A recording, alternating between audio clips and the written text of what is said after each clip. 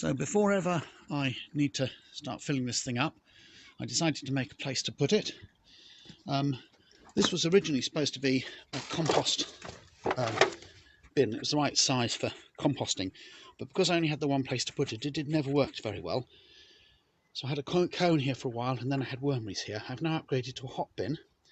I put something underneath it, partly because the ground at the bottom is a little uneven, and I'm aware of the fact this is made of expanded polyurethane, so it's not indestructible. I wanted to have a proper support, and partly to give it a bit of extra insulation at the bottom, and partly to raise up the cap there for getting the leachate out, so that we could get something underneath it to catch it should we wish to do so. And then I've also put a bit of insulation behind it and beside it where it's sort of against the wall. So the instructions call for a layer of twigs in the bottom, so I have used a mixture of different things. We've got some cuttings from an apple tree, cuttings from a sage bush, cuttings from yasmin, cuttings from a rose. I've got some clippings from our Christmas tree, and some of the softer twigs I've sort of tied in knots. The idea is to make a nice open bottom for the air to circulate in through the holes right in the base there. So we'll see how it goes. I've now got to mix up the compost, and we need to fill it right up to the level of that little ledge there to get it started.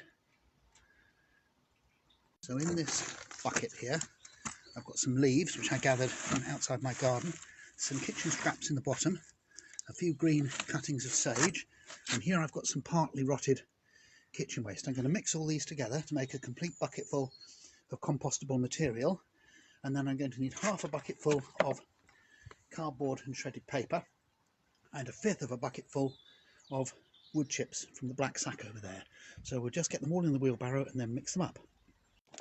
So there's roughly a fifth of the bucket of the wood chips they provide. You can see it's partially composted. There's some Christmas tree bits here and bits of wood, general stuff. The idea is just to aerate the compost a bit.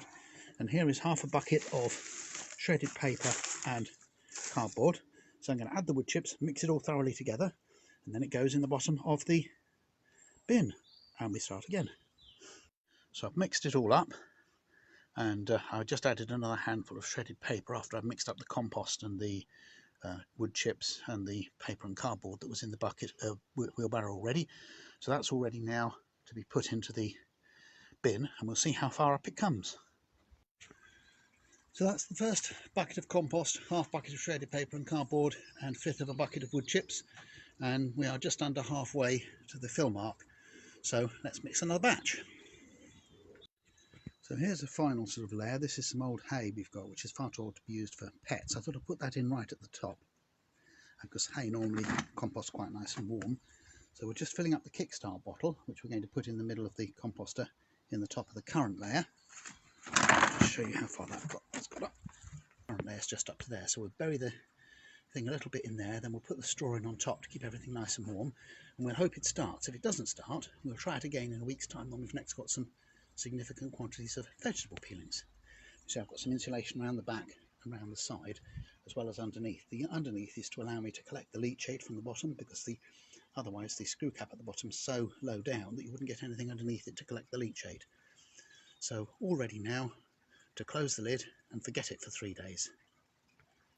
So it's all set up now, and I just need to wait for it to start producing. I've still got my old wormeries because I've got some old compost that I'd made before that needs to be stored somewhere.